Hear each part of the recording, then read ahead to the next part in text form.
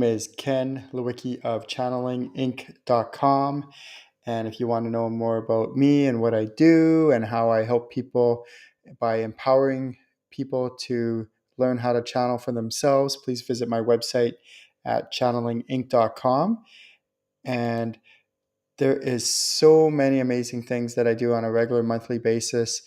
So many free events, so many free different activities and things that I have going on. So feel free to go ahead and check out my website, check out what I do. And yeah, like there's just lots happening in my every month that I do. And today's topic I want to talk about is a very important one. It's loyalty, animal souls versus human souls. And the reason why I brought this up is because um, I do teach animal communication. And one of my students brought up a really good point where she mentioned about like loyalty to her with the animal souls compared to loyalty compared to like human souls. And I thought, and I was channeling because I do the Ask Ken show on a monthly basis as well. And so I don't just guess, I actually channel things, I check things. I'm like, wow, she has a really good point about the loyalty, the way that animals are so loyal to humans. And they have this kind of like unconditional loyalty that we don't really see very often, very frequently with humans. It's that there are humans that can be very loyal, but it's what's neat about, or the difference is, if you feel into it, for the most part, like our pets, they're unconditionally loyal. Like you can be going through a tough time, you can be very emotional, you could be upset about something, like crying, and they'll come up to you, they'll cuddle with you. They know when you're feeling down, when you're feeling upset. And with humans, it's just different. Humans, over time, like they might be um, just loyalty can wane or not be quite as strong as it is when where it is with pets and animals and things like that.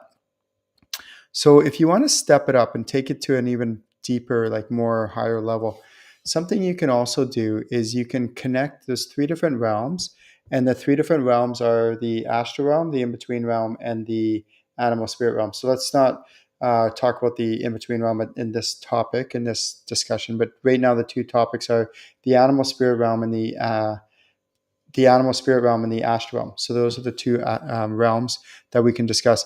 The astral realm is where like human souls reside, and then the animal spirit realm is where animal souls. So when your pet dies, that's where they'll go. They'll go to the animal spirit realm.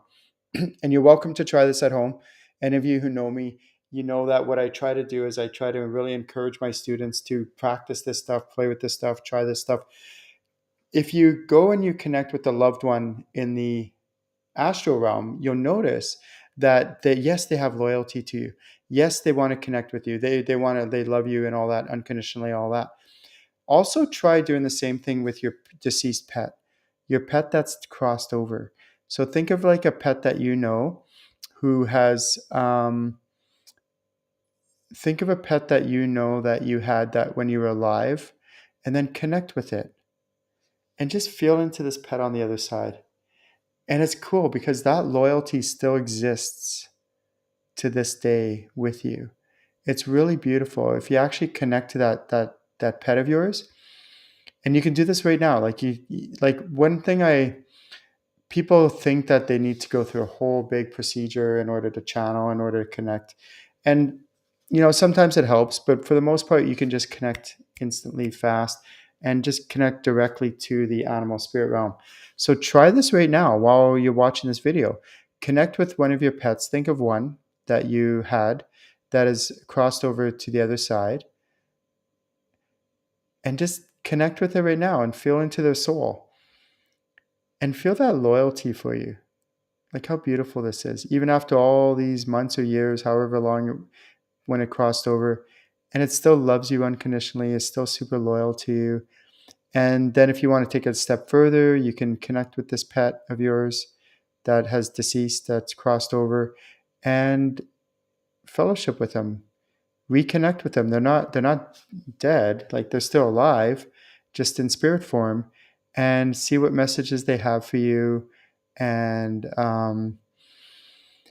talk with them. Like maybe there's some things that you regret or that you struggled with and that you are not quite sure about, or you have questions about, how they feel about certain things and how they unfolded.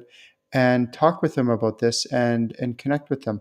If you want to learn more about animal communication, this is the very small percentage of what I do with my students when it comes to training, especially with animal communication training.